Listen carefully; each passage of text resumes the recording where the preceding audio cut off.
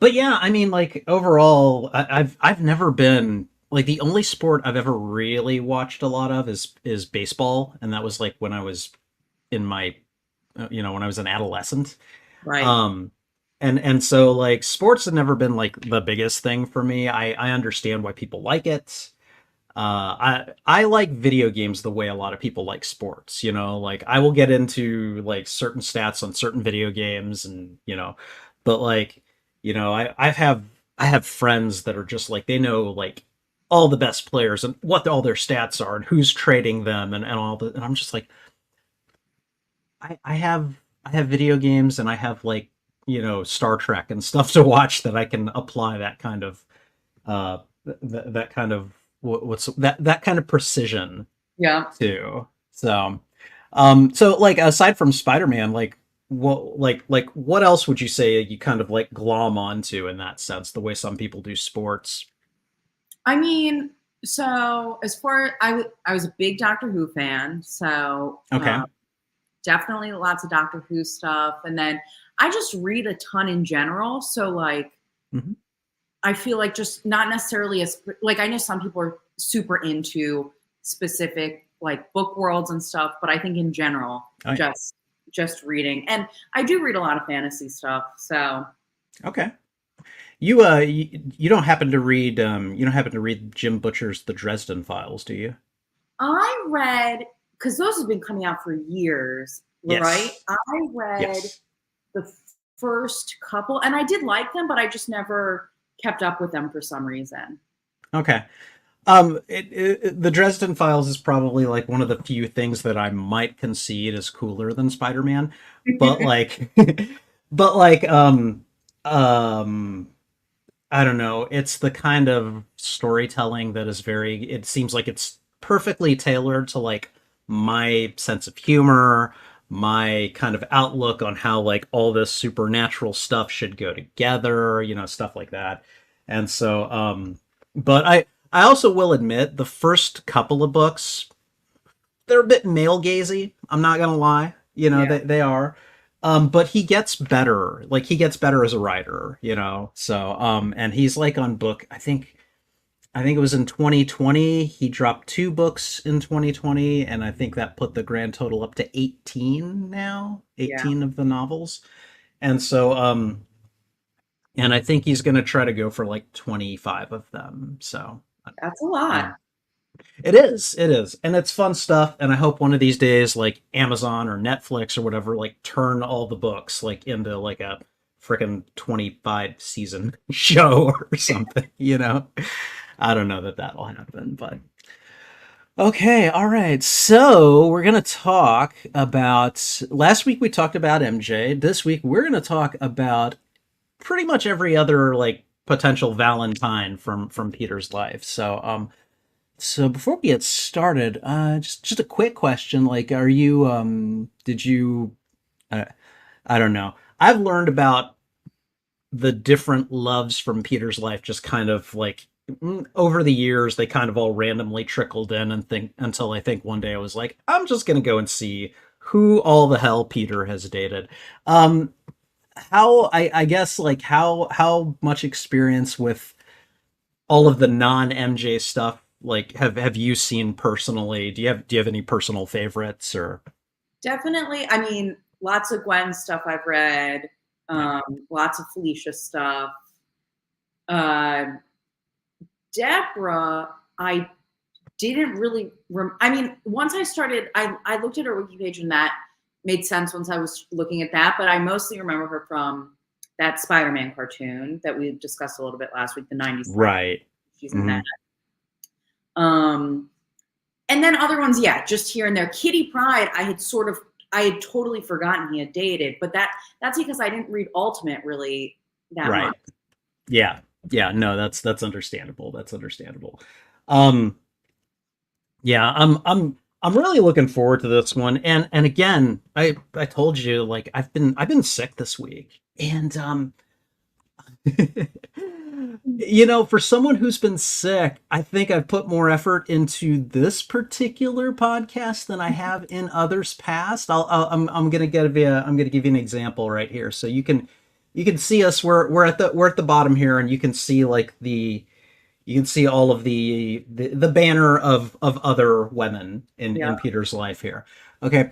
I've made several of these like for each section. So like when we jump into it, like I'm gonna have a section for Liz Allan, and then I'm gonna have a section for Betty Brant and everything. And so like part of it is that I want to do more to kind of like, you know, I don't know, punch up the visual flair of these episodes for people that watch the live streams. But like, it was fun to do it, but it was like even more in addition to working on the script and getting everything prepped and everything. So, but I don't know. It was also a lot of fun. I hope you like them. I probably could have done more with the background changes, but I'm just gonna say that I've been sick this week. So No, yeah. they're great.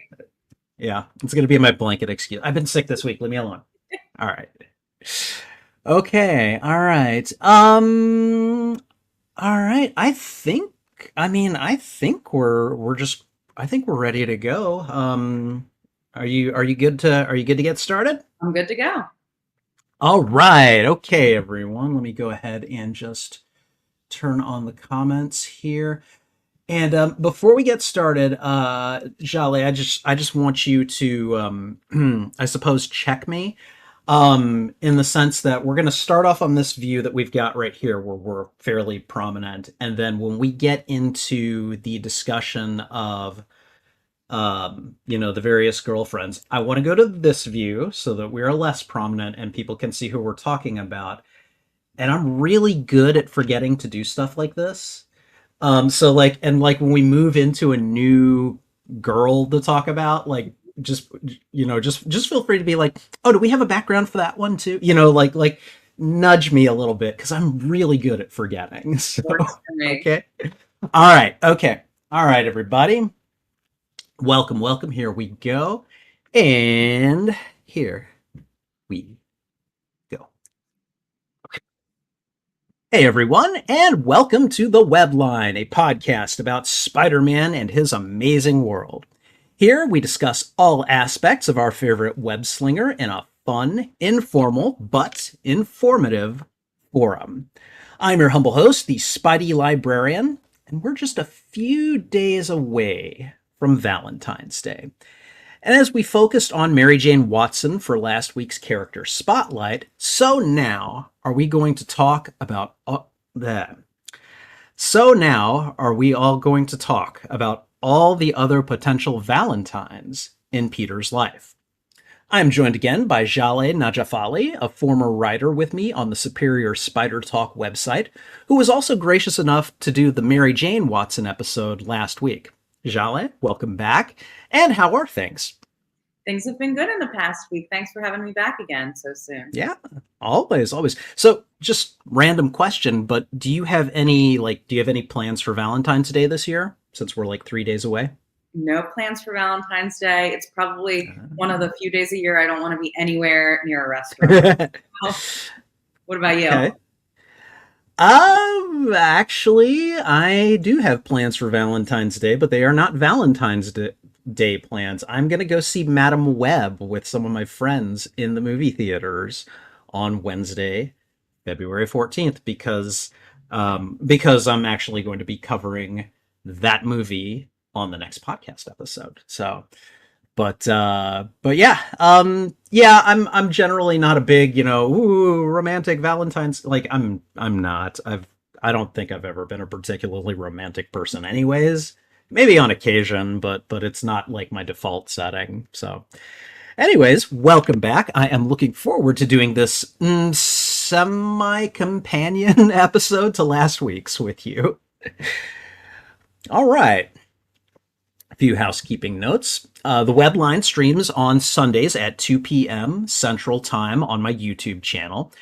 Be sure to subscribe there as well as on your favorite podcast service and leave us a like, review, and follow where appropriate. If you're on a service that doesn't carry the Webline, let me know by shooting me an email at spideylibrarian@gmail.com, and I'll do what I can to get it pushed out to you. And finally, for those of you who are here on the live stream with us today, please be sure to whip the like button and chime in with your perspectives in chat. The Spidey Librarian Patreon provides access to my premium content. There's currently just one tier, the $5 Spider Society Citizen tier, which gets members shoutouts on the Webline podcast and on my uploaded YouTube videos, a special role on the Spidey Librarian Discord server, Spider Society Citizen, and now live reaction content. I've got 3 watch-along reactions available to paid subscribers, and that number will keep growing. They will contain both Spider-Man and non-Spider-Man movies. But you can also, for free, on Patreon, go vote for which movies I'll next be watching.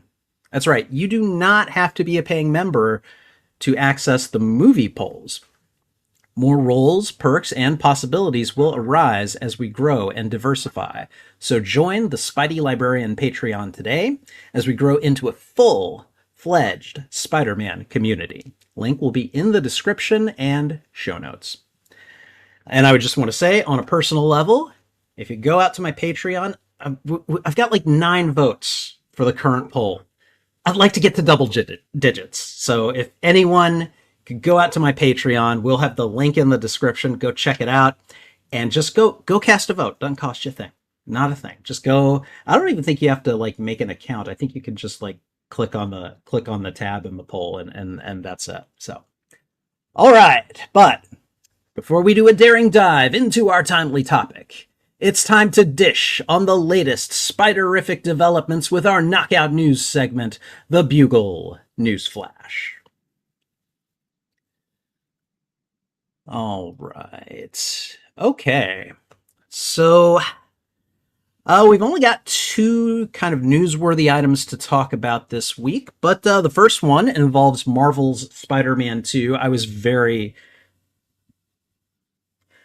can hear a car horn honking in the background. Tell me you can't hear that, Jaleh. I cannot. Yes. AI filters on the mic for the win. That's all I'm going to say. All right.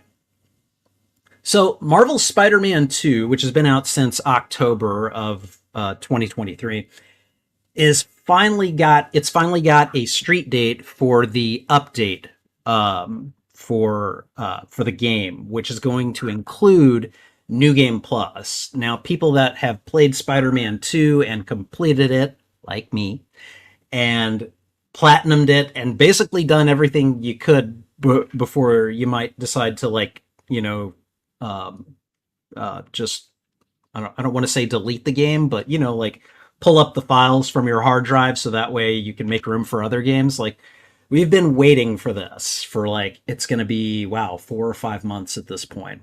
So this comes after many delays. Insomniac had said that they were going to have it out by the end of 2023, which never happened. And then they're like, we'll have it out soon. And we waited all of January and they're like, okay, we can tell you now in February that it's coming out in March. And I was like, oh, well, thank you. That's great. There's also going to be more suits. I think it'll be a lot of fun. And again, like I really did love Spider-Man 2 as I was playing it. It's a great game. Looking back on it, because now it's been a few months since it came out and everything. I really do feel like while the writing is top notch, and I feel like Insomniac really did kind of bring their A game and smash a lot of stories out with their own like twists on them. I guess in retrospect, it's not quite as good as say the 2018 game, which really kind of felt like a smooth narrative Spider-Man experience throughout. And I feel like some of those problems probably came with trying to get Miles Morales integrated properly into it. They took the Venom story and they changed up a few key elements there.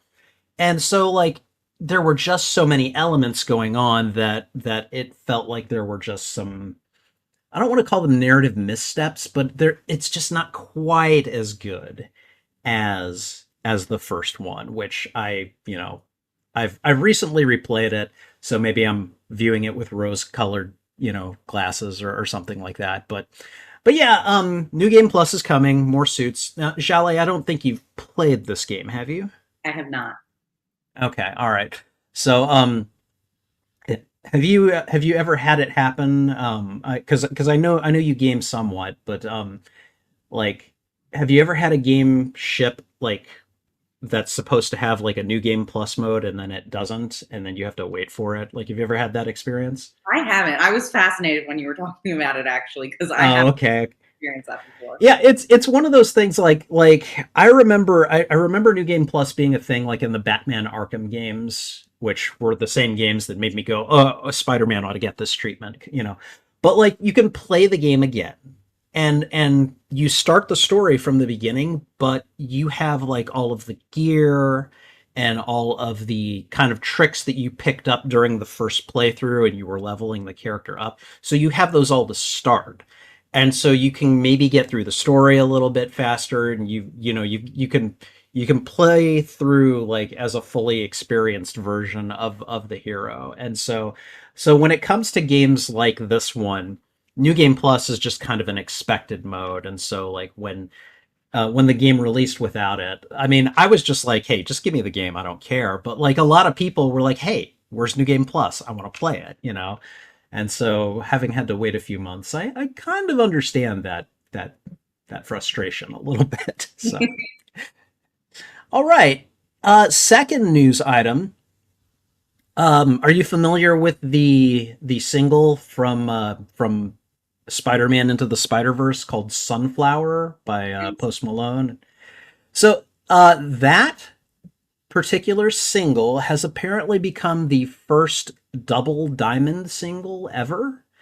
And apparently, that's a distinction that I think has been, I don't want to say made up, but, just appointed by the recording industry of America, or however that acronym shakes out. And I guess the distinction is that it, like I think when you go platinum, that means that you've moved like a million units. That's like downloads, or I think in their parlance, it's like 150 like on-demand streams or something like that. Sunflower is the first single to have done that 20 times over. So they've basically moved 20 million units.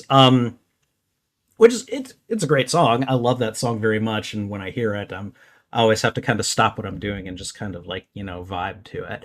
But but yeah, I saw that and I was like, oh well, that's cool. Like these animated Sony Spider-Man like Miles Morales movies they're just kind of the gift that keeps on giving. You always get every couple of months you seem to be getting some new piece of news like from those movies, and I don't know. I thought this was really cool. Do you have any thoughts on Sunflower itself or this news item, Jolly?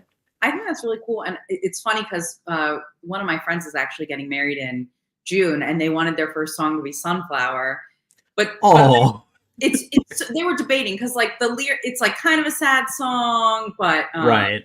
so I don't know where they ended up on that debate, but they loved it, and they're not even major, Spider-Man people. They just really loved that song.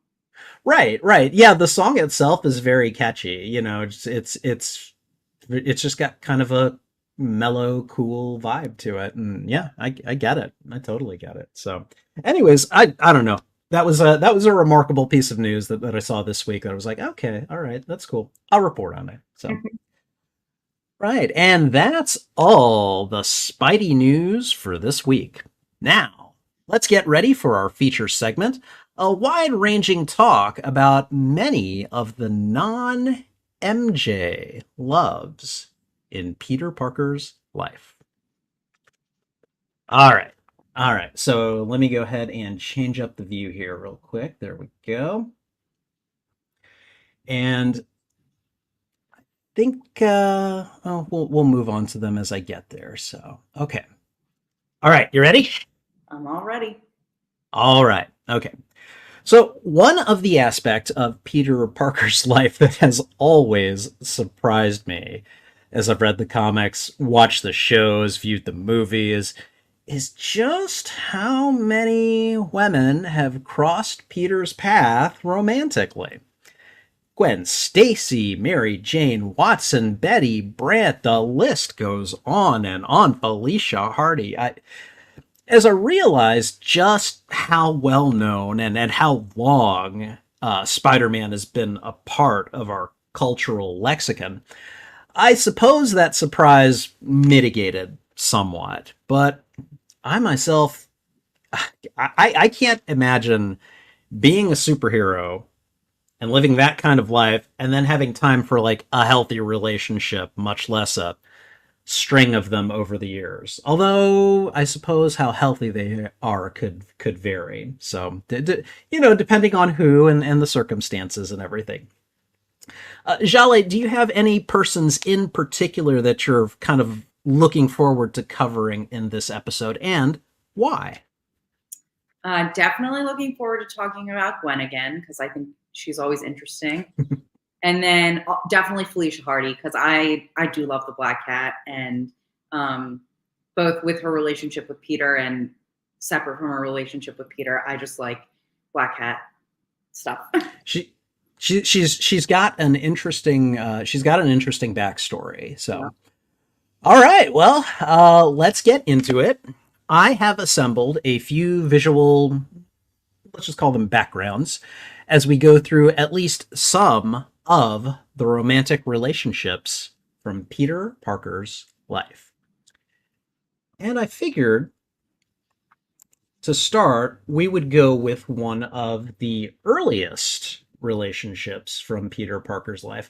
I don't really know how much you could call it a full-on relationship, but I would say that it's definitely kind of a romantic entanglement that probably helped shape Peter's kind of outlook on women and dating and relationships in general. And that would be Liz Allan.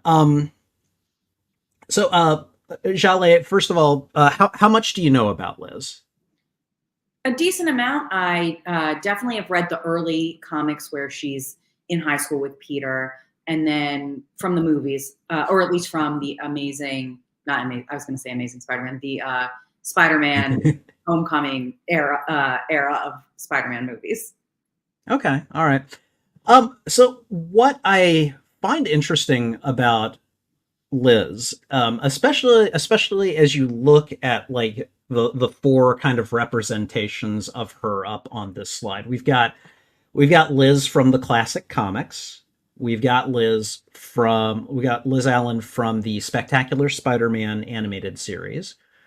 We've got Laura Harrier's version of Liz from Spider-Man Homecoming. And then we've actually got Ultimate Comics Liz Allan on fire on the other side here.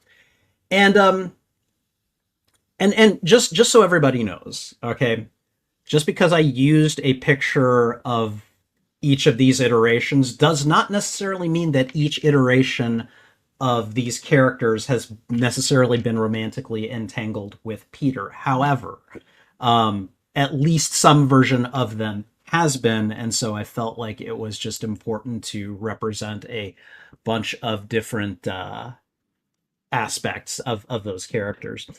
What I tend to like most about Liz is that by and large, she seems to be depicted as a classmate, kind of one of his peers in high school, and she's usually depicted as a fairly popular girl who, kind of due to social pressures, she won't let herself overtly kind of be attracted to Peter, but like when kind of left to her own devices, she's like, but he's so smart and he's so quiet and I kind of like that, and so she they kind of end up,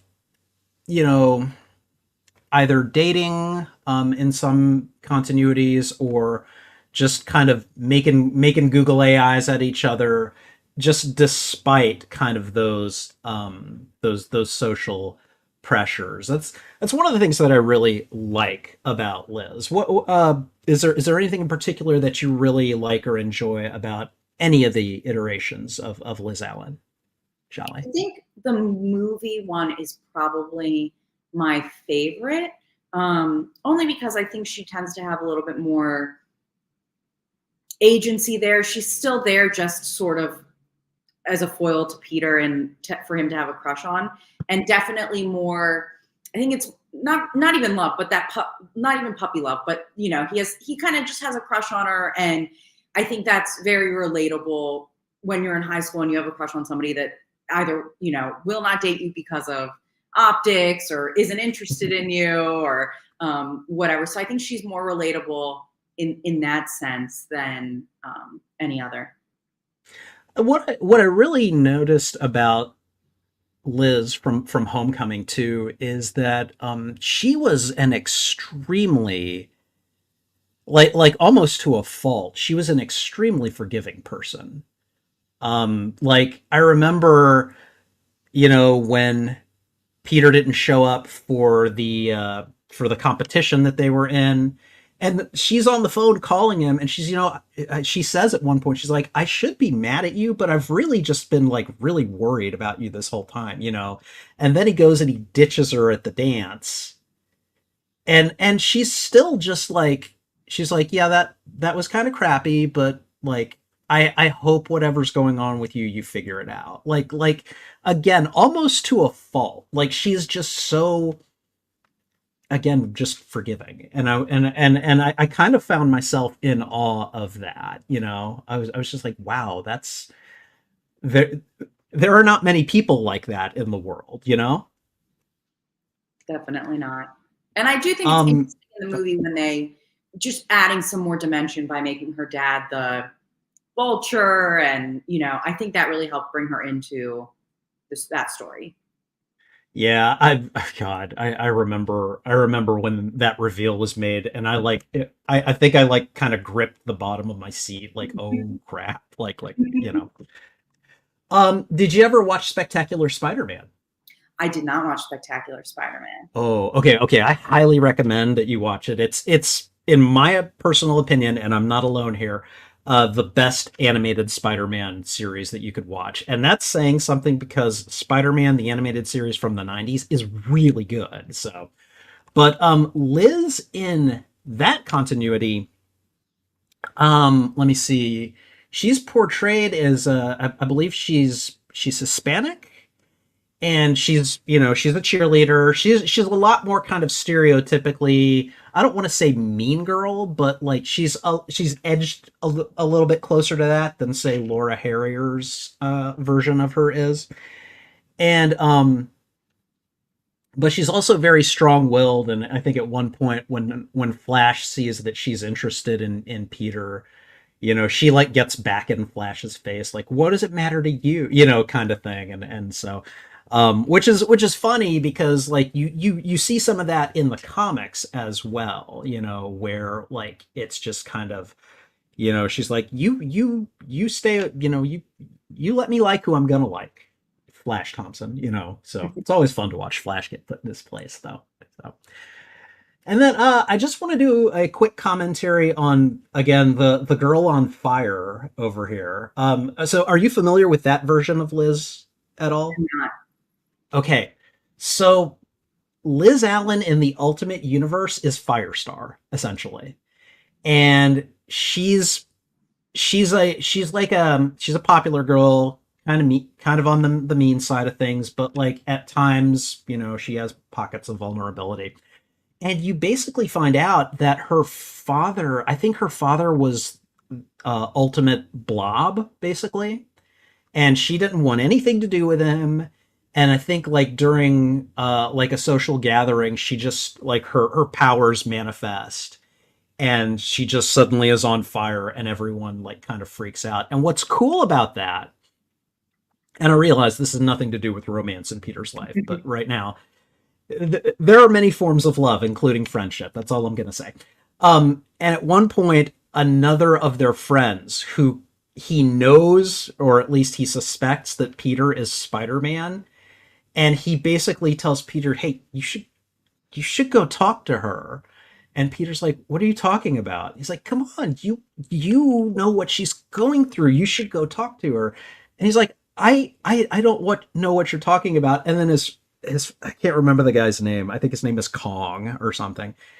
And he's like, it would be really nice if someone else who has gone through and has powers they don't understand would go to our friend who just flew off with her own. It was a great scene that I was like, wow, that is really cool. And I guess that has less to do with Liz than kind of the interpersonal dynamics of Peter's social circle in Ultimate Spider-Man. But again, this is a version of a woman that has crossed paths romantically with Peter, and I just kind of felt like that's a cool story. I think it needs to be shared. So, all right, okay. So, that since we have now covered Liz, actually, Jaleh, do you have anything else you want to say about Liz Allan? Again, I feel like Liz was that good kind of, I don't want to say a starter relationship, but like that good um the, one of those initial relationships that you have where like you're an adolescent and you're going to make mistakes and you're going to make bad choices, and maybe you're not as good a communicator as you will be as an adult. And so, like I feel like in a lot of ways all of those iterations of Liz kind of share that kind of semi-romantic relationship factor with Peter. I don't know. Do you have any thoughts before we move on? No, I think that kind of hits the nail on the head, because I'm not going to say nothing, but there's not much to her, maybe besides that, at least. I mean, at least not for Peter, right. like obviously, she is her own person and has her own stories. And, she does eventually get some coverage in the comics later in life too, but it takes a while. So. Yeah. All right. So from that, we're going to move on to Ms. Betty Brant. And you could probably make the case that this is Peter's first real girlfriend. Like, this is the first woman that he actually, like, had a capital R relationship with for any amount of time. Again, it was an early relationship when you're starting out in the world and you're still figuring out who you are, and maybe you're kind of a jerk to people and stuff like that. And to be fair, Betty had her own baggage, that the writers gave her. But we've got 4 iterations of Betty right here. Over on the left, we've got comics accurate 616 Betty Brant, who, again, early relationship with Peters, and then they go away, and then they kind of come back, and then they go away again, and now they're basically friends. They're really good friends who know each other really well. Then next to her, we have Elizabeth Banks's version of Betty Brant from the Sam Raimi Spider-Man movies, and she is really not much more than just kind of a pretty flirtatious face in front of Peter occasionally. She's much more kind of like Jonah's Girl Friday than she is anything to Peter, at least in those particular movies.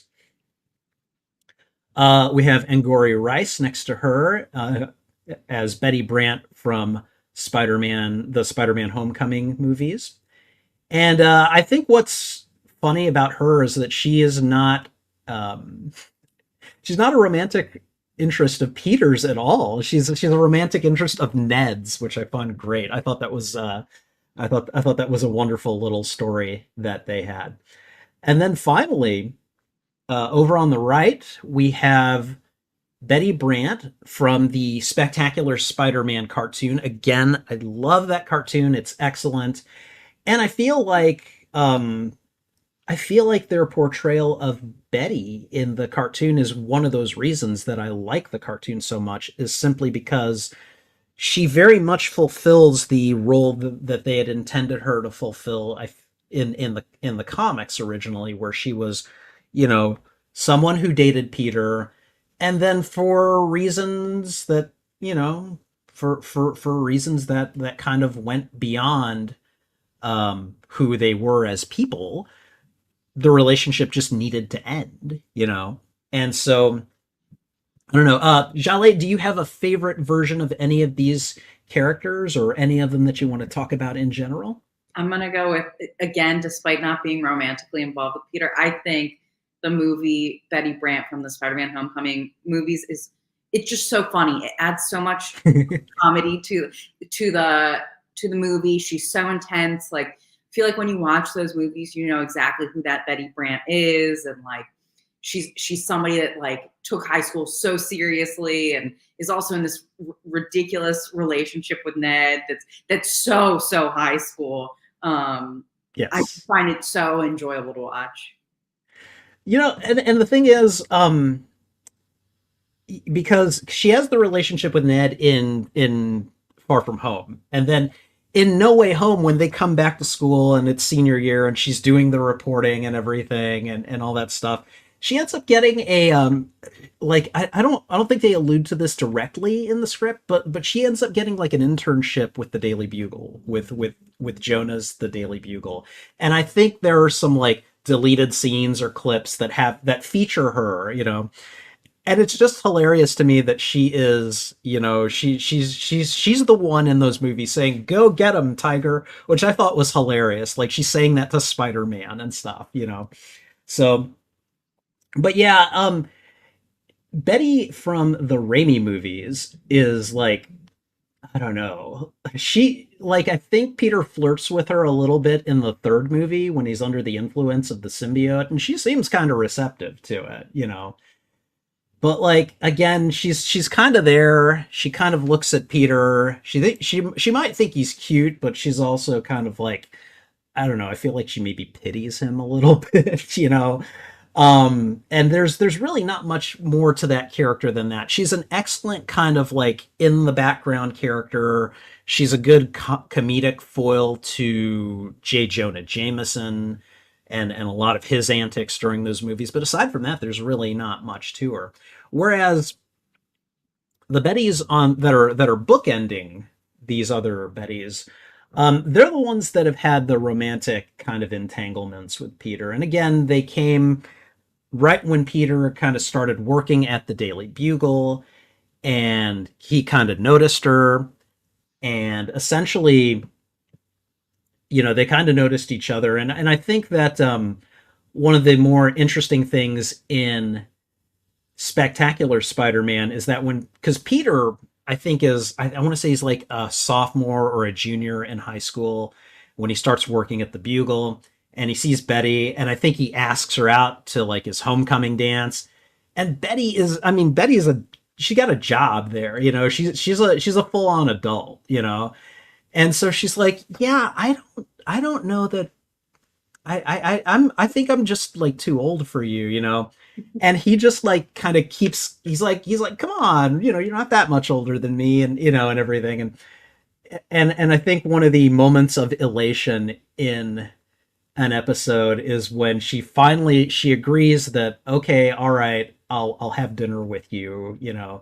And Peter, like, you know, he gets out and he goes web swinging in his costume and everything, and he's like woohoo, I'm wearing her down. And I'm like, okay, all right, I guess that's one way to do it, wear him down.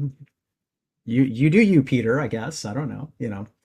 And then Betty Brant in the comics, like, I could go into all kinds of drama there. Like, there was the stuff with her brother, there was the stuff with first she likes Spider-Man, then she dislikes Spider-Man.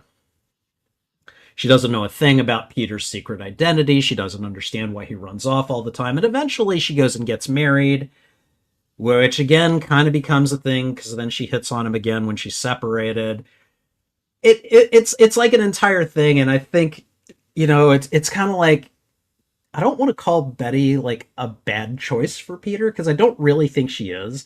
I just think that they were never in any sort of continuity, any multiverse really meant to get together. It just was not in the cards. And they may have really wanted that and tried to make it happen, and it just couldn't. And so, at least for me, that's kind of the role that I feel Betty plays. It's a similar one to Liz Allan, but with maybe a bit more heartache attached to it. I don't know. What do you think, Jaleh? I think it's a bit more heartache on Betty's end, I think, because I'd say in general, I think her and Peter, like the timing was always kind of off Yeah. with them. And I think with her, especially when I think about the storylines, like when she hit on him, when she was separated and stuff, like it always seemed as if she thought of him more as somebody that got away than he thought of her that way. Wow, that's yeah, that's a really good way to look at it. I hadn't really thought of it that way, but it makes a lot of sense actually. So, it's funny now because like, whenever they meet in the comics, like, I mean, their lives have definitely widely diverged, and she's like, yeah, no, we're just friends. Like, and I kind of like that buffer right there. But yeah, it's really nice. So, all right, and before we go on, I just want to say hello to everyone who has appeared in chat. The Netta actually showed up yesterday to say that he couldn't wait to see this, so I hope he's here. Sith Apple, good to see you. I appreciate the comments you've been putting in. And Wesley, how are you, my young friend? Good to see you. All right, and so moving on from the lovely Ms. Brant, I think we're going to get to the one of the prospects that I think you have been really wanting to talk about. There we go. One certain possible true love of Peter's life, if things had gone just a little bit differently at a critical time, maybe. I don't know. But yes, we are talking, of course, about Gwen Stacy. Now, Jaleh, I'm gonna let you just lead off conversation about Gwen Stacy, since you said you were looking forward to covering her. What just general kind of thoughts on this character? Well, I think the Gwens that I'm most familiar with are, Amazing Spider-Man Gwen from the comics, Mm-hmm. Spider Gwen, who is not romantically involved with Peter at all, really. And then Yes, and good.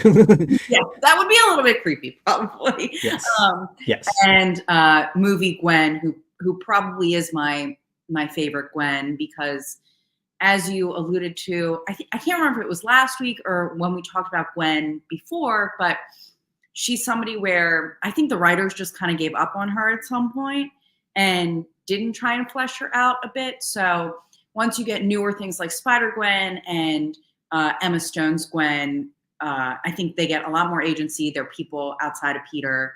And I just loved Andrew Garfield and Emma Stone's romantic portrayal of that relationship as well. I'm really looking forward to finally, because again, I've been talking about this for weeks now. I've got watched like movie reaction content like on my Patreon and everything, but I've been working on an edit for Amazing Spider-Man where like it's a shortened version of what you could see for the paid version, and it has a lot of footage of Andrew and Emma being cute together, and I'm just like, these two are freaking adorable, and it's it really does show. So I certainly agree with you on that front. So, but yeah, I mean, Gwen is, oh man, I mean, for the first what 10, if you take the first decade of Spider-Man's life from the comics, there is no doubt, none whatsoever, that Gwen Stacy was the love of his life. Like, that she was the definitive love of Peter's life.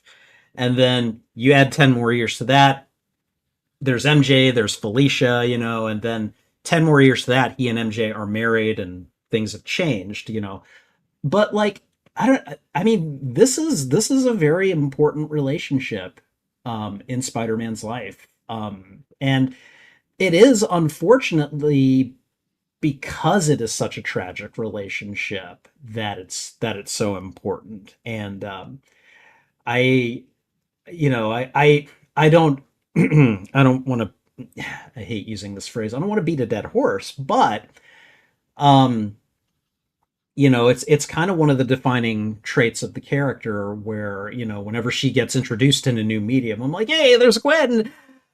Oh god, that's Gwen. you Yep. know.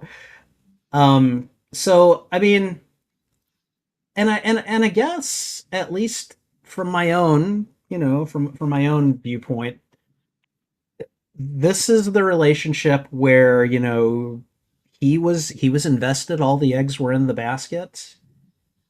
She was the one, and then she got taken from him. So this was the relationship, the one that you didn't wish did this, but the one that taught you just how precious life is, just how important it is to show the people who you love that you love them, and maybe tell them the secrets that you're hesitating to tell them, you know.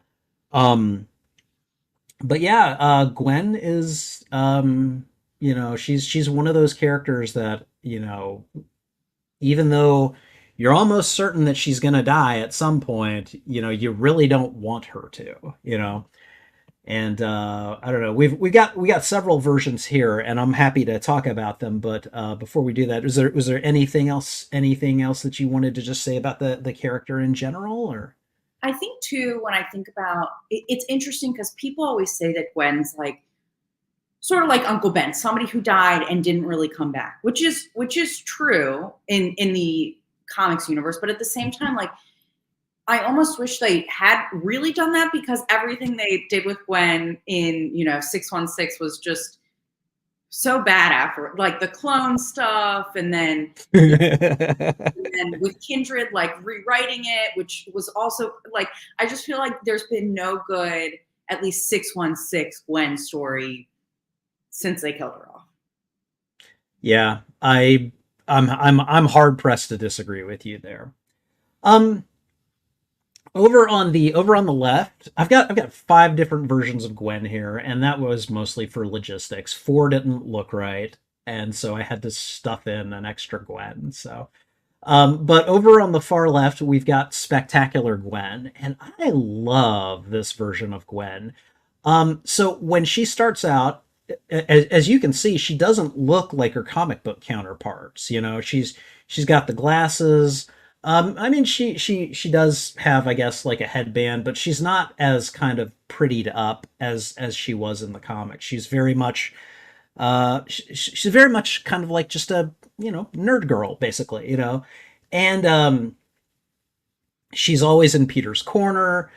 She's a friend, and you don't find out, like, at least not from her, until like very nearly the end of the second season of Spectacular, that like she basically is like, I've been in, she tells Peter that she's been in love with him since like the seventh grade.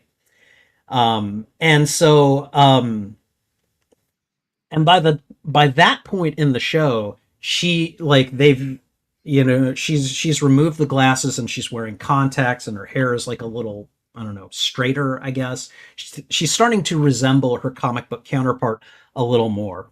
And in a way, I'm kind of glad that they didn't continue with Spectacular, because I'm just like, oh god, would they have killed her? And here's the thing, I don't think they would have, because it was a cartoon. It was a kid's cartoon.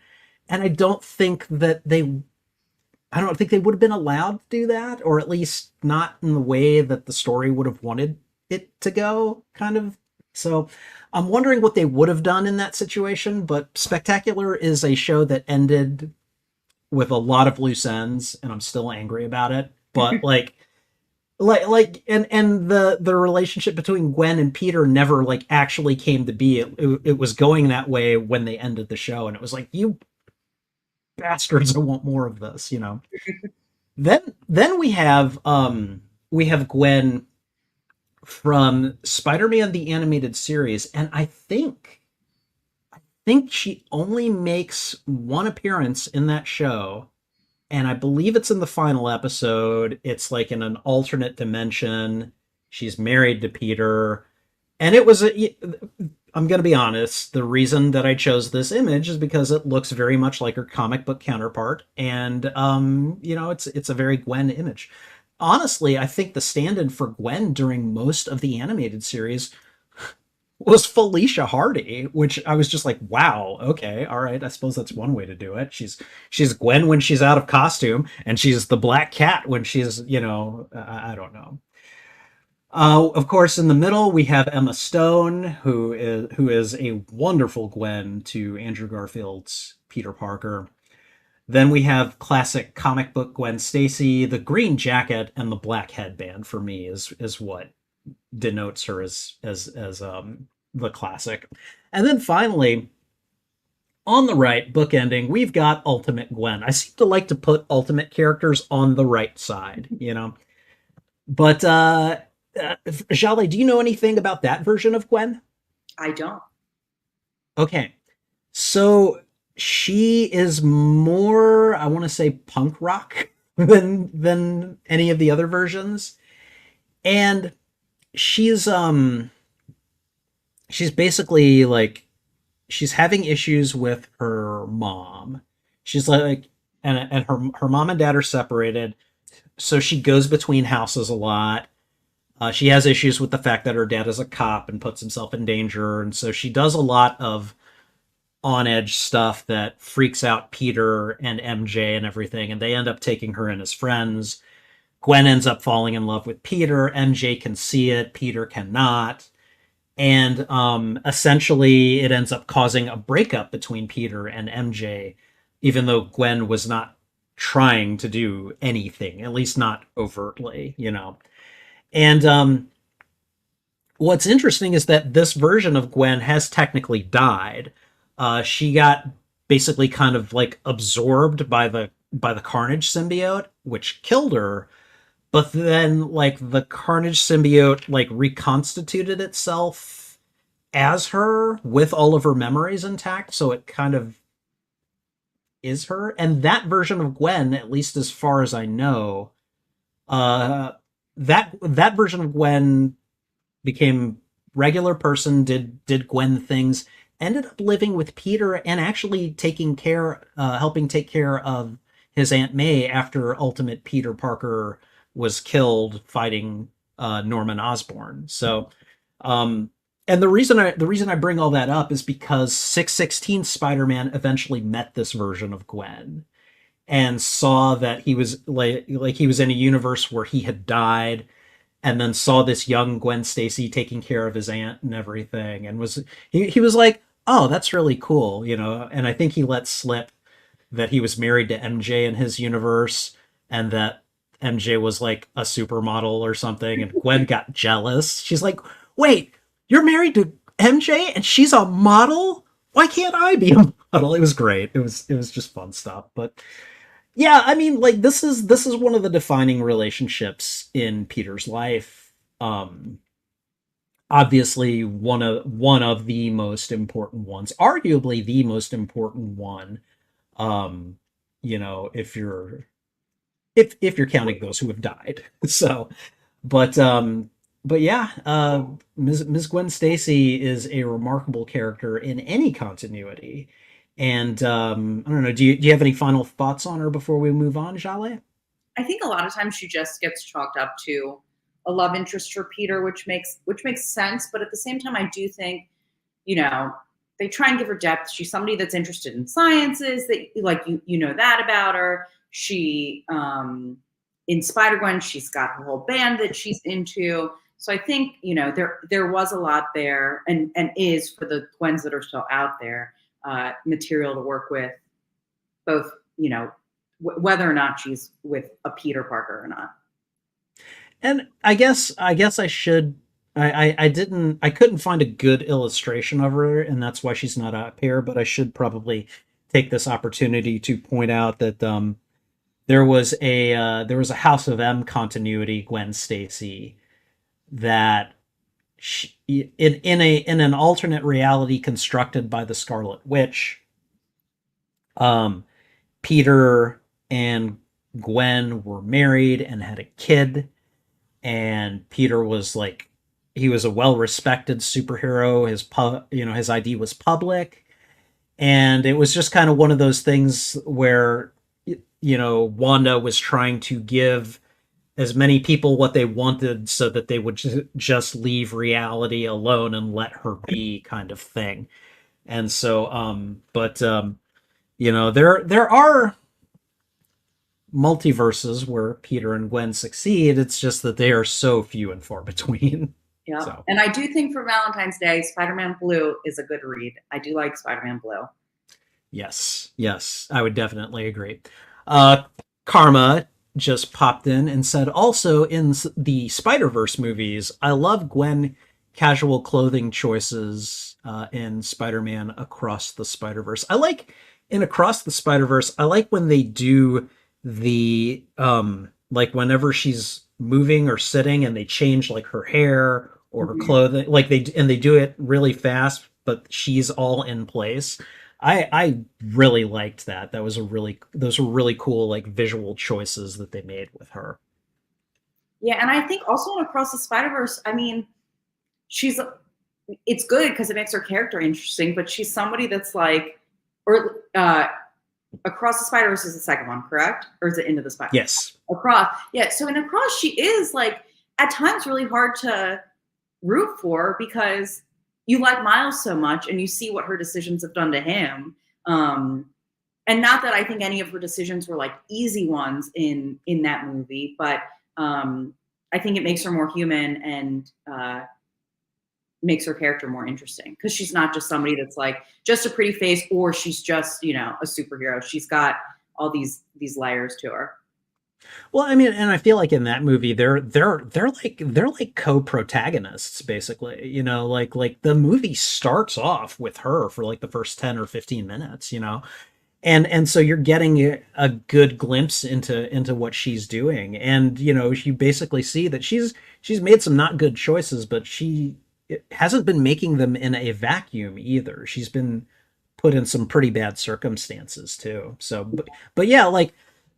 There's that scene where Miles is being chased by all the Spider-Men and she catches him on her web line and you see them look at each other. And I swear to God, my heart still breaks whenever like he just rips her web line off and chooses to fall rather than be saved by her. Like that breaks my heart because you can see that, yes, she's made some bad choices, but she's still trying to do what she can for him. And he's just not having it. Pardon me. Sorry. Okay, we're going to move on to someone who I feel will be another favorite source of discussion here. A certain black cat, if you will. Felicia Hardy.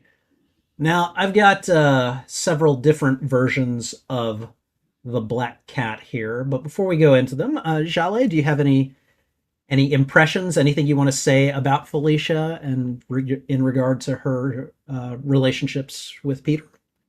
I mean, I love Felicia. I'll read almost any solo Black Cat comic that drops. I always think she's a fun character to read. I do think, she and Peter would never work out long-term dating. No. And we can talk about this more. Some of my least favorite ones are when she's more of that like scorned woman character against him. Okay. Like I love the Black Cat as a character in general. No, she's great. She is. I mean, it may be a little on the nose, but because of the whole Black Cat imagery and everything. But like, this is kind of she's kind of the prime example of the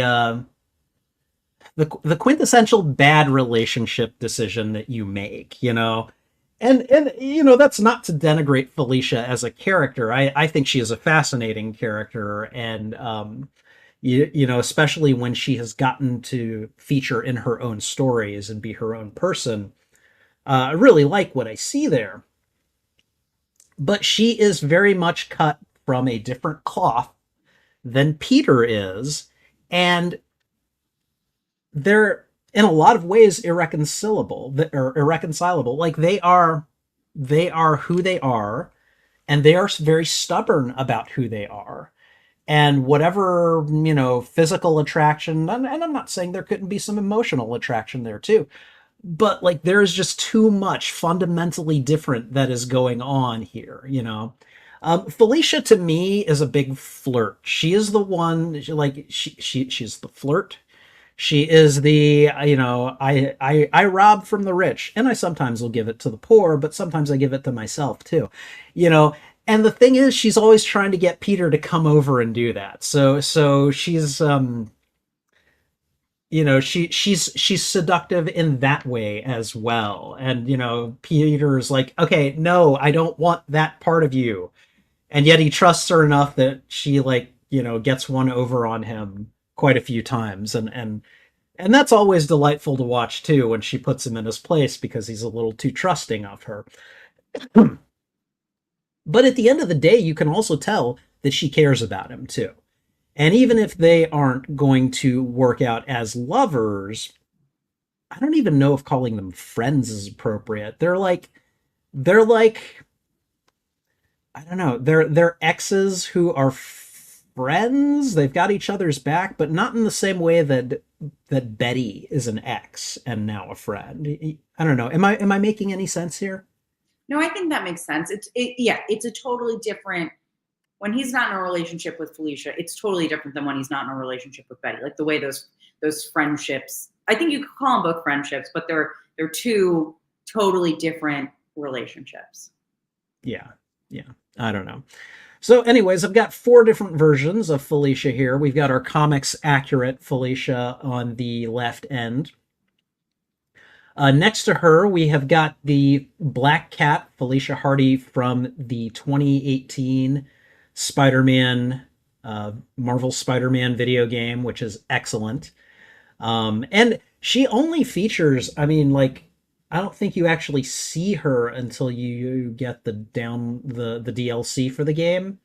And then she is more prominent. There are a couple of Black Cat puzzles, and so you'll hear her talking to you, but you won't. I don't think you see her until you get the DLC. Next to her, we have Black Cat from the 90s animated series. And then again, bookending things on the right, we have Ultimate Felicia Hardy. And again, I don't know. I just Ultimate on the right. I guess that's just how I decided to do it. Let's see. Are there any of these versions that well, obviously the 616 comics one. So but do you have any favorite storylines or scenarios that feature Black Cat and Peter? So Black Cat, I actually did not mind the most recent storyline where they were dating. I think because the rest of the comic lately had been not really my cup of tea, and Felicia does bring something fun always into the mix, and I think the early Felicia stories were really interesting, even when they first introduced her, because she is flirty from the get-go with Peter. Oh yes, and she's one villain, not villain, because she's so morally gray in so many stories, but she's the first, I'll call her a villain, even though I don't think she's a villain, but she's one of the first villains where you read it and you're like, oh, there's a lot of backstory here to dig into. Right. No, absolutely. And yeah, I don't know. She's one of those characters that I feel is often at the mercy. She's at the whim of the writers in such a way that I feel like a lot of others aren't, And as an example, I will I'll go ahead and just go with Dan Slott's version of Black Cat, who he got to write her during Superior Spider-Man, and essentially had Spider-Man brutalize her during a break-in attempt of some sort. And of course now she has turned against him, and now she's like this. She's like, fine, screw you, Spider-Man. I'm gonna become the next Kingpin kind of person. and like, I mean, she has gone through like so many personality changes, and I have all kinds of issues with that one in particular.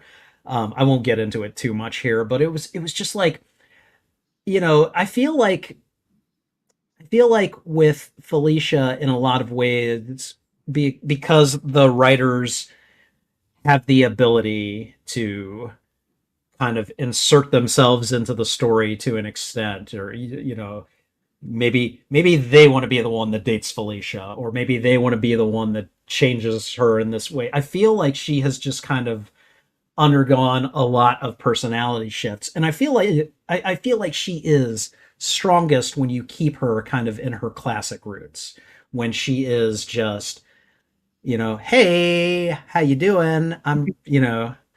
You're pretty, and so am I, and I'm stealing things, and maybe you want to come join me. And oh, you don't? Oh, that's okay. That's fine. I'm gonna just steal your costume while you're not looking. Like to me, that is kind of like that's the personality that has ended up working. I guess for me at least. But like, I feel like when they hew to that, that works. And then when they try to change her, when they try to make her edgier, or whatever, they try to make her into a real relationship for Peter. There was a time, probably about 10 years ago, that I probably would have said, Felicia was probably the best relationship for Peter. I don't think that anymore, but like, you know, um, I feel like she's the one that kind of bears the brunt of the writers. I hate using this word, but fantasies. I don't know. Does that make any sense? Yeah, I mean, I agree. My least favorite Felicia stories, I hated that Dan Slott story. And I hated the one where she initially comes back and finds out that MJ and Peter are married, and then starts like toying with them and being like all jealous about it, because she's just not somebody to me. Oh, yeah. She's just not somebody to me. And the Dan Slott one, to your point, like he really like beats her, but she's not somebody to me that's gonna like start an all-out war because of something a guy does, like him getting married. Right. Today. It just seems disproportionate to who she actually, or who I think of her as a character. Yeah. Yeah. And I mean, that is absolutely important. I mean, I get that Spider-Man is the main star and everything, but not everything has to revolve around him. And it shouldn't, like, I like the idea that, you know, upon finding out that he was married, that Felicia's like, well, oh well, you're lost, and just kind of goes off and does her own thing, but yeah, no, they didn't want to do that. And like, people are going to do what they're going to do. Um, so let's see. Ultimate version of Felicia is what I thought was funniest about her is that Felicia is always depicted as having this like near this basically white blonde hair here. In the ultimate continuity, she does not. She's a brunette. That's a wig. That's a wig that she's wearing. Her appearance is like, it's different enough, I guess you could say. Like, she looks similar enough, but it's different enough too. Um, are you familiar with the whole Felicia thing from Ultimate, or? Fill me in. Oh boy. Okay. All right. So she takes an immediate interest in Peter. She's just this cat burglar, so she starts like flirting with him and taunting him like in the newspaper, and basically gets him to meet up with her. All right. She has like a picnic set out on top of on a rooftop. She got like, champagne or wine there. She's trying to seduce him on the rooftops, basically.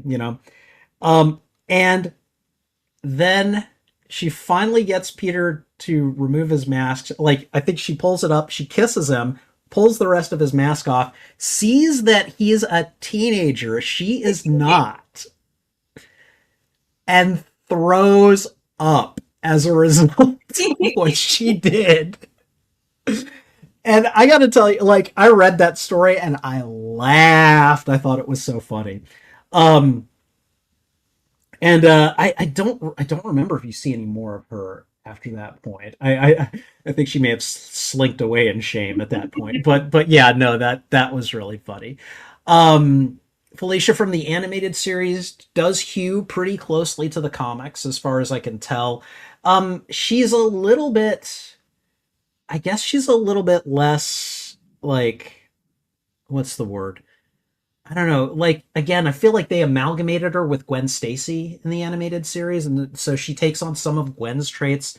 So maybe she's a little bit more of a, I don't, how do I put this? Um, I think she's a more traditional love interest. I think, yeah, I think I would agree. Um, and then Felicia in the video game in the DLC is actually, she's really interesting because she manages to pull Spider-Man in to help her with some moves she's making against Hammerhead's gang. But she does it at first by convincing Peter, or at least semi-convincing him. She leaves open the possibility that that she has a son that has been is being held hostage by the gang, and she leaves it dangling in front of Peter, like is it his basically. And it turns out it was an entire ruse. There's no kid. She was just stringing him along the whole time, just like she does. So it's a yeah, it's fairly classic Felicia in the game. So but yeah, I mean, on the whole, Felicia Hardy, she's, I don't, I don't know. Is the term bad girl? Does that really apply here? I don't know. you know, like I guess in some, I guess she is. She's the bad girl relationship. She's the she's the again, and I don't like this phrase either. She's the bad choice. She's the person that you keep going back to, even though you shouldn't, kind of person. And for that reason, I it's kind of for that reason that I think that Felicia, even though in some multiverses maybe it'd work out, I think there's a reason that we haven't seen one yet, if Yeah. if that makes any sense. So, all right, anything else you want to say about Felicia before we head off? No, I think we covered a lot about her. Okay, all right. Okay, this is a woman that I wanted to cover because I feel like, wow, God, this poor woman. I am, of course, referring to Debra Whitman, who I don't think she dated Peter for a particularly long time, but I do think, like, when Peter ended things with Betty definitively, he did it in a way that made Betty feel like a complete piece of trash. And he got told off for it, and he deserved it. Okay. Debra Whitman, like, I feel like got it even worse. I think at one point she started dating Peter. She thought he was nice, but she also thought he was very mysterious. And why does he keep running off and all this other stuff? And then she started to, I think, more from um, paranoia or anxiety than anything else. She started to suspect that maybe Peter was Spider-Man. And then I think when Peter caught on to that, he did everything he could to kind of, like, I feel like, gaslight her into, like, seeing that there's no way he could be Spider-Man. And then he just broke up with her in a not great way. And then just kind of left her. And it was just like, wow, dude, what the hell? I feel like Debra Whitman, again, poor girl, she just kind of represents Peter's, like, teenage dirtbag phase. I don't know. Do you have thoughts on this, Jaleh? I think gaslighting is like the perfect term. Like if you And I don't, don't like applying it to him, but it fits. especially for this one, and especially because when you read the Debra Whitman stories, I don't think it was particularly well done, but like, I think the authors try and imply that she definitely has some like, what's the right way to say it? Not, like there's some, like maybe it's the anxiety. There's some sort of like trigger kind of thing for her where she's right. she's not all, not totally capable of handling emotionally that relationship with Peter. And then he like adds on top of it by gaslighting her basically. And I think if he, instead of gaslighting her, he probably should have just broken up with her then. Yes. No, I agree. I found it interesting that, like I think all of these versions of Debra Whitman, except for the one in the middle, those are all Earth 616 comics versions of her. There are not a lot of alternate versions of Debra Whitman, which at this point I'm kind of glad, okay, because if she's going to get treated like that in every continuity, I don't need to see it, basically. Yeah. But the one over on the right, I believe, where she's got the little name tag on herself. So I think, I could be wrong, but I think that's from a comic that I read. I think it was an issue of Amazing or something, after Peter had come out and identified himself to the world during the Marvel Civil War, and J. Jonah Jameson was trying to sue him, and and then of course Deborah, who had suspected that Peter was Spider-Man, she ends up writing this tell-all that essentially kind of got out of hand. Like I don't know, did you read this story? Yeah, and it totally gets out of hand, but at the same time, I feel like then she's made to like downplay how badly Peter actually treated her. Like Yeah, so, yeah. The book totally like overdoes it, but then I think she walks it back too much. Well, I don't remember the details for the walking back, so if you do, I'm happy to hear them. But what I remember is that Betty eventually goes and talks to her and basically said, Betty is a reporter by this point, and she's firmly on Peter's side, and essentially says, hey, look, I dated him too, and I had those same suspicions. And and Deborah's like, well, here's the thing, like, I didn't intend to write this book, but the publishers were offering me so much money, and my mom needed help with all this stuff and everything, and they kept doing this, and it was just really hard for me to say no and everything. And so like Betty, from what I remember, kind of goes up to her and says, okay, all right, I'm a reporter, let's tell your version of the story. And then the version that comes out, of course, is the version that I think J. Jonah Jameson is not as happy with, or something to that effect, and he's really mad and wants to find out who did it. And of course it's Betty, and she's not going to tell him. So that's what I remember from that. I don't remember any other details, and if there are other details, I want to know them. What do you recall? Is just that the book paints Peter as more of like a gaslighter kind of, and a little bit more in a villainous sort of way. And right. Then I think her story's like, well, no, I had like, there were other issues. It's not all Peter's fault. And I do agree with that, but like, he is a gaslighter. So yeah, no. There's no doubt that he did. I think when you said villainous intent, though, I think that's probably the phrase that's the key phrase. Like, yes, he gaslit her, and he shouldn't have done that. Absolutely shouldn't have done that. But I don't think he was doing it to further plans to take over the world. He was trying to protect his own identity, which, again, that was wrong. I'm not saying that it was right. I'm just saying, like, he wasn't doing it malicious, and it feels dirty to even phrase it that way. But I think you get what I'm saying. I do, yeah, yeah, and it's like, okay, yeah, but I don't know. Again, I look at Deb and I'm just like, God, this poor girl, you know.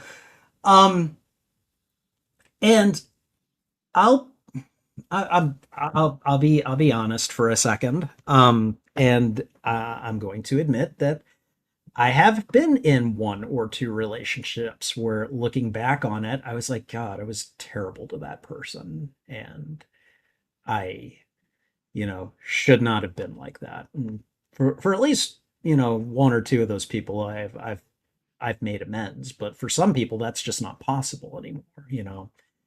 And so what do you do in those circumstances? I mean, hopefully you just try to take the lessons that you can from those relationships and try to be a better person going forward.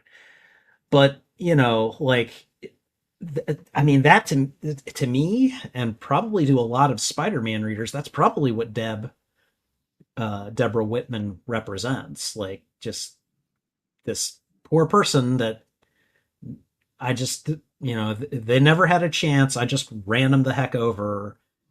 And, hopefully you've learned not to be as big a scumbag at that point. Yep. I don't know. Does that make sense? I think that's the perfect way to sort of encapsulate it all. Yeah. Yeah.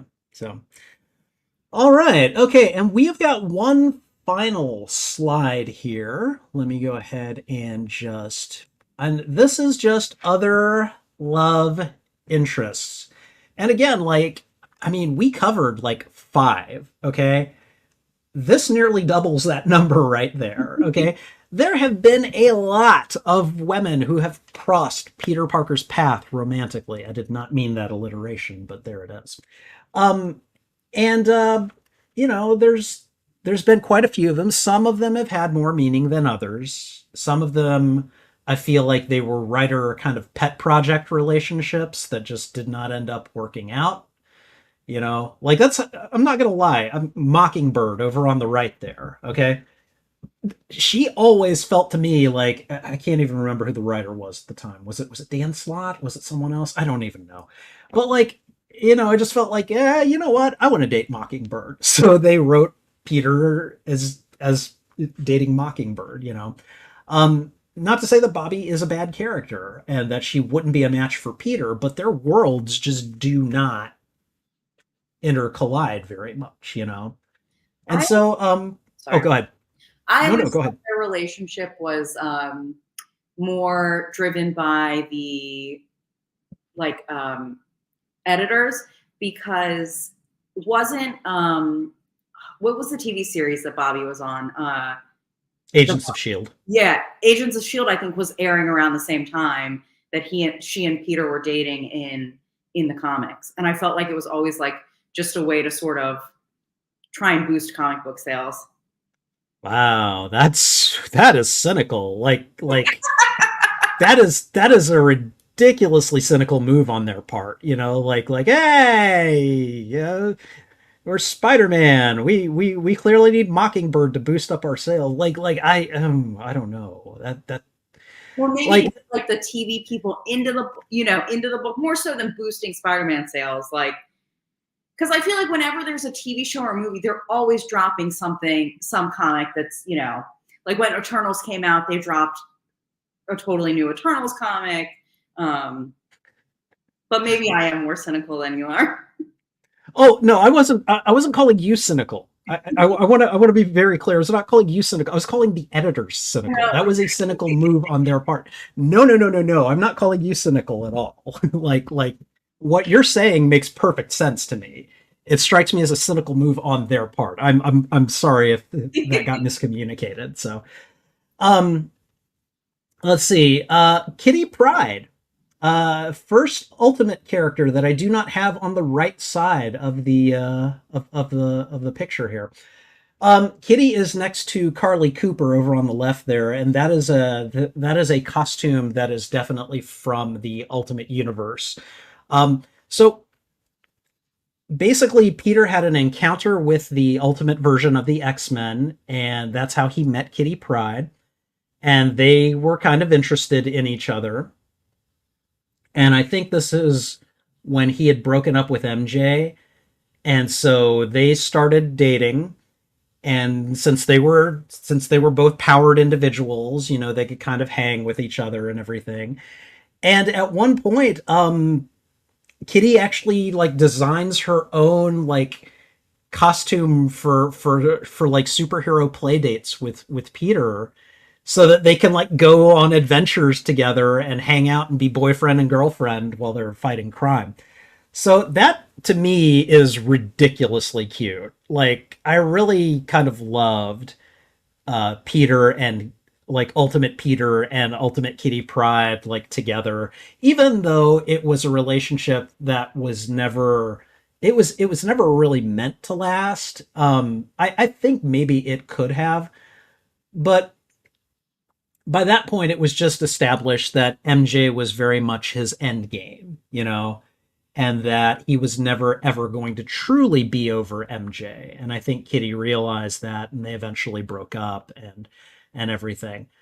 But like them together was just so fun and so cute at times. And at one point, um, after Aunt May had discovered Peter's identity and everything, she was like in the hospital, and I can't remember. I think what had happened was, no, Jean, I think, went into the hospital, or Professor X did or something, and basically said, like he's doing an assessment of Aunt May, making sure she's okay. And I think Xavier is like, oh, she knows a secret. She knows that he's Peter. And Kitty like freaked out like on Peter's behalf, and she's like, oh my God. She's like, you need to erase that. And Xavier refused to do it. He's like, no, that I can't do that. Like that is not my place to do that. And she was like, but she's gonna freak out. It's going to affect his life for the worse. And Xavier's like, I'm not doing it. Like, you don't know that, and I'm not doing it. And Kitty actually said, I hate you to Xavier. Like, and I don't know. It's one of those moments that I remember very clearly from the comics when she said, "I hate you" to to Professor X, and she was doing it on Peter's behalf. She was trying to be a good girlfriend and like protect Peter as much as she thought she could. And then when that avenue was shut down from her, she lashed out.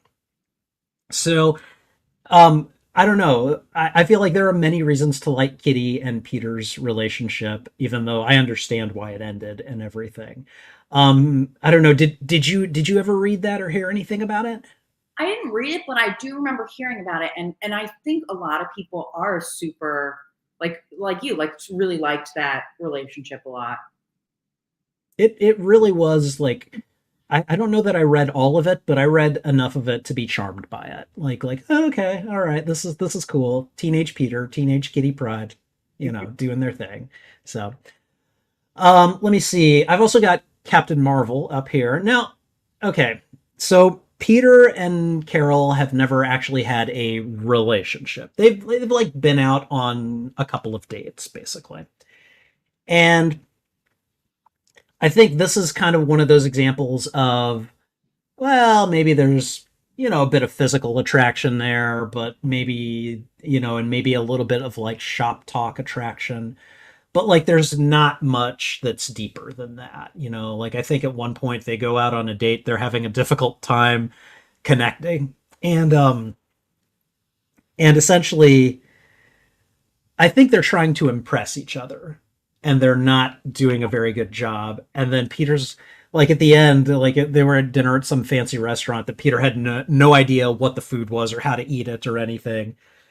And Peter was like, I really could just go for a hot dog, like I'd like a chili dog. And Carol's like, are you kidding? I would love a chili dog. And so they went out and they got chili dogs, and that helped loosen them up. And but I think it was just kind of one of those things. Like I think they maybe went out on two dates, and it was just kind of like, yeah, you're cute, but I don't think there's much more to it than that.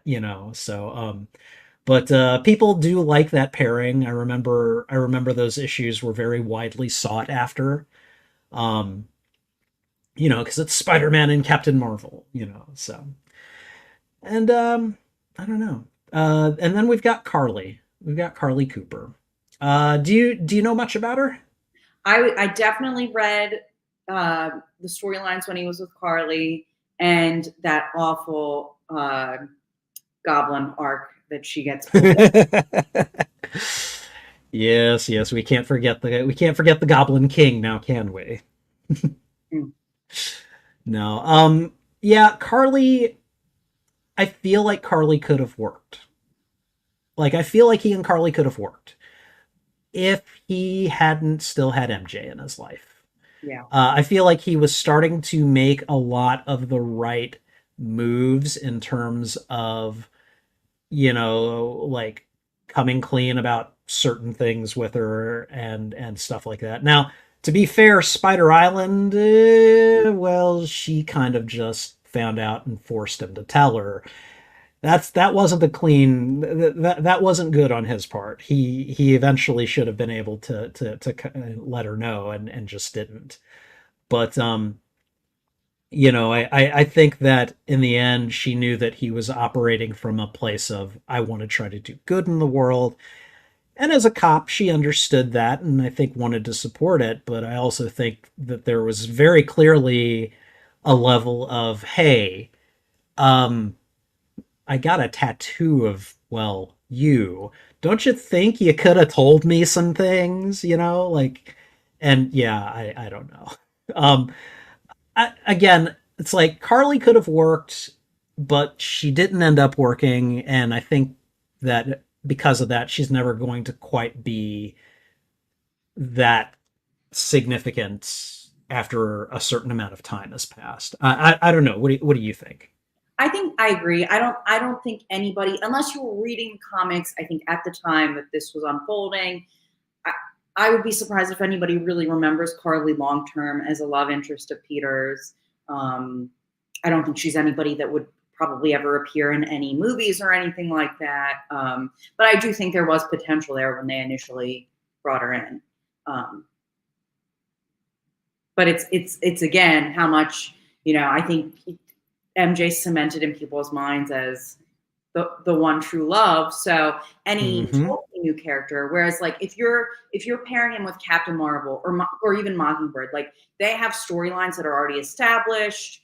They have their own comics that like there's just worlds. I think creating totally new characters doesn't always work long term.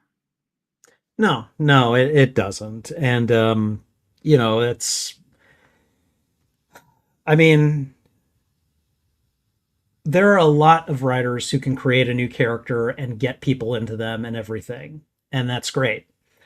But especially when you've got an established narrative, an established mythology, trying to add someone to that can be a tremendous undertaking. Um, and it makes me wonder, like, because there are certain characters that you see like one time in an Amazing Spider-Man comic, and you never see them again. And I mean, it just might be like a really colorful busker on the street who goes by a specific name, and you never see him again. But like, it makes me wonder, like, just how hard did that writer have to fight to get that one character, this pet character of his, like in two panels of the Yeah. comic. So it's yeah, and then I guess with romantic interests, maybe it's a little easier, but maybe not because there's a whole lot that's sacrosanct in this universe that you might have to fight against as well. So, all right, okay. Well, we have kind of run the gamut. There are plenty of other women that we have not covered in this episode, and if anyone would like this podcast to cover this topic again, maybe in another year's time or something, shoot us back. Let us know in the comments. Just say, hey, you forgot, Leanne Tang, or you forgot, this person or that person. Let us know so that way when I start putting together topics for 2025, I can do so with informed opinions from you guys. Okay, so Jaleh, do you have anything else that you would like to say about these um, many romantic entanglements from Peter Parker's life before we move on to the next section? Nope, I'm good, I think. Okay, all right. Well, thank you very much for being in this conversation, and that ends our excuse me. And that ends our discussion of Peter Parker's many romantic entanglements other than MJ. All right, thanks again to Jaleh for coming back and helping me out with this episode. I really hope you had a good time. I know I did. Do you have any parting thoughts before we move on to the next segment, which I think I just asked you? No, but thank you for asking again. Do you have anything new and exciting coming down the pipeline in your world? Nothing planned. Nothing new and exciting, really. Okay. It's quite all right, you know. Sometimes you reach a point where it's like, I had new and exciting. I'm done with that. Yeah. So it's all good. All right. Well, thank you for listening. And now let's move on to the web spinners recommendations. All right. And you remember this part, right? Yes. Okay. All right. Okay. For this week's web spinners recommendation, I'd like to recommend the online base building survival game Pal World. Jaleh, have you heard of this game? Nope. Okay. All right. So this game has essentially taken the world by storm. Um, you're familiar with Pokemon, right? Yes. Okay. Okay. See, Pokemon was actually after my time. So my little sisters came up, like they grew up with Pokemon, but I did not. So um, Pal World is essentially, think like along the lines of Ark Survival or Minecraft, or you know, like any of those worlds where you have to kind of like you get a generated world, and then you have to like build a shelter and then create a base, and you know, kind of you you can level up your production. You can eventually start to create weapons. You discover things like fire and you know stuff like that. That's basically what this is, except you are using, well, not Pokemon, but they're called pals, and they're basically Pokemon. They look like Pokemon, basically, and you even capture them by throwing a sphere at them. So go figure that one out. But anyways, this game has been out for maybe a month, and I think it's got over like I think it has over 20 million people playing it. And it is a ridiculously entertaining game where you can go and you know you build a base, and then you go and you start catching pals. I don't want to get sued for copyright infringement here, but but then those pals can like they all have certain skills that they can bring to you kind of maintaining your base. Some of them can do handiwork for you so they can craft items for you. Some of them can do planting or watering, or they can fire up your furnaces and campfires and cook and stuff for you. And so it's a lot of fun to just kind of like not only build your base, but also see which pals you can go out into the world and capture, and then use them to supplement your base building even more. You can also get pals who will fight with you and for you. And so there are a lot of what I imagine are traditional aspects of Pokemon available in this game as well. It's a lot of fun. It is available on Steam, where I downloaded it, and I believe it's available on the Xbox as well. And again, this game has millions of people playing it. Like, as soon as it went live, boom, like 2 million people were playing it. So it's ridiculously fun. I'm enjoying it quite a bit. I think it was maybe about $30 on Steam. So, you know, you can decide whether or not that's worth it, but I highly recommend it. I'm enjoying it quite a bit, and I think if you give it a chance, I think you will as well.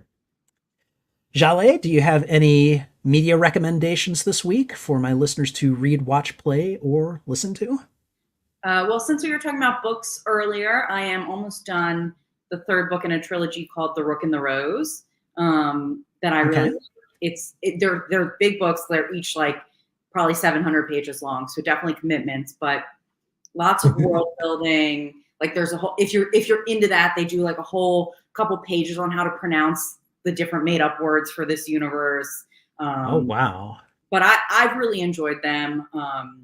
And uh, it's one where I feel like I've read so many fantasy trilogies lately where I'm like disappointed by the third one, but this one, still reading the third one, but it's seeming I'm optimistic about how that one's It going. looks like it's going to a good place. Yeah. Okay. All right. Well, cool. And what would you say the genre of it is? Definitely fantasy. Probably skews more adult fantasy than young adult fantasy. Okay. All right. And you're really enjoying it then? Who's the author?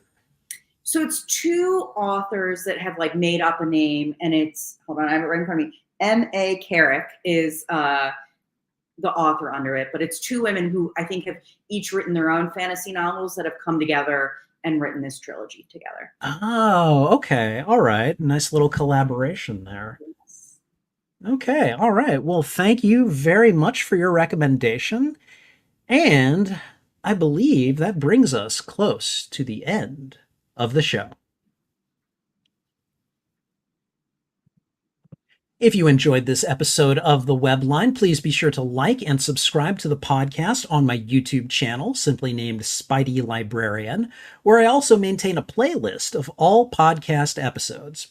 The Webline is also available on audio services, so when you see us on Spotify, Stitcher, Apple Podcasts, or another such service, please leave a review, rating, and, where possible, follow us as well. You can find me on my socials under the name Spidey Librarian on Threads, Twitter/X, which I'm currently calling Twixter, Instagram, Facebook, WordPress, and Twitch. Finally, if you'd like to shoot me an email, you can contact me at spideylibrarian@gmail.com, where I'll be happy to hear your thoughts, rants, and ideas. You never know. Your email might be featured in an upcoming episode. All right, next Sunday, February 18th. I know that last Sunday I said on Sunday, February 11th, this will be some deja vu for you. Well, on the 18th, there might be some deja vu as well.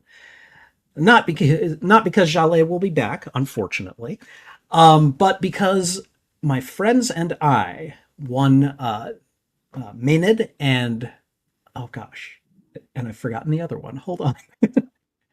Okay, let me try that again.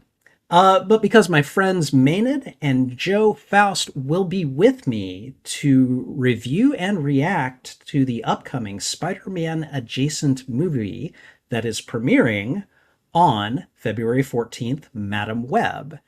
And as you probably know, the main character is clairvoyant and relives a lot of the same moments.